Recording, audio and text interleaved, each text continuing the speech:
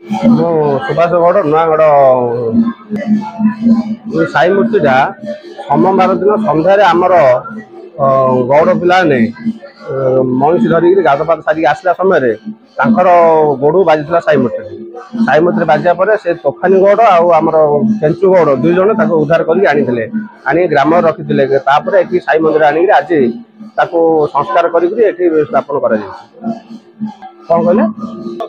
आज तो आम यथेष खुशी अच्छु आम गाँव प्राय 50-100 पुरुष स्त्री आसिक स्थापन है आम बहुत खुशी अच्छे। श्री शंकरषण बाटी सुंदर माधव वेद कर्मकांड विद्यालय शिक्षक आमर बाबांगर मंदिर प्रतिष्ठा 4-5 मास तले प्रतिष्ठा होइतिले सेही दिन ठारू प्रत्येक गुरुवार दिन बाबांगर पूजा अर्चना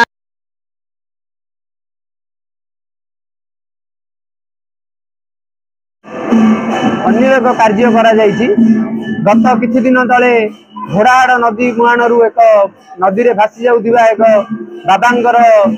मूर्ति को लोक मानकर सम्मुख रे दृष्टिगोचर होइतिला। सेही मूर्ति को आमे आनी बाबांगर एठी स्थापना करिया पई आज पंचामृत विभिन्न प्रकार द्रव्य रे ताको स्नान कराई बाबा को आज एठी